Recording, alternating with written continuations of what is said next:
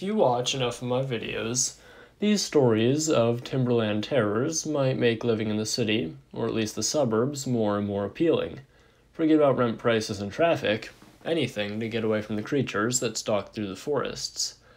But it seems nowadays, getting out of the woods isn't even enough to escape these guys. Recently, more and more cryptid encounters are happening in urban areas. Now, there are cryptids that have always been seen in cities, such as the alligators that are said to live in the sewers of the Big Apple, or the Chicago Phantom, but in this video, I want to talk about tree-line terrors that are now being seen in cities. These sightings do happen. According to dogmanencounters.com, there have even been sightings of the real-life werewolf inside of New York Central Park. What's causing this phenomenon? Well, there are a few different possibilities. First off, the advent of the internet has made sharing encounters with unexplained phenomena easier than ever before. You can even email me at jttosstories if you want your story told on here. While someone living near the deep forest might be able to find someone who's had a similar experience, in the city that is much less common, discouraging them from coming out of fear of ridicule. So these sightings might not be so much new, but rather newly documented. Another possible factor is the effects of deforestation. As Bigfoot and Dogman are forced out of their natural woodland habitats, they have to seek out new ones venturing into more settled areas. With the recent fires in Oregon, there has been a slight uptick in Bigfoot sightings.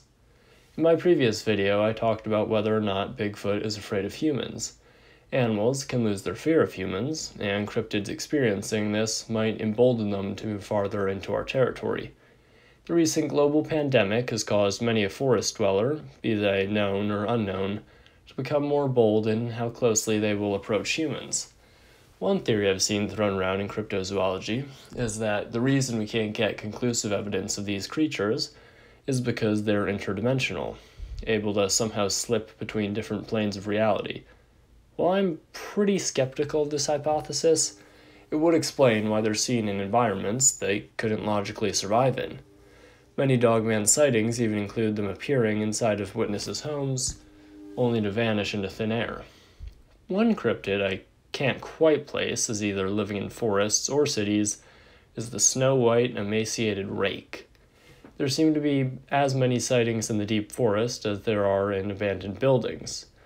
Unlike Bigfoot or even Dogman, the rake is an entity that doesn't seem to be able to occur naturally, so what this means is really anyone's guess.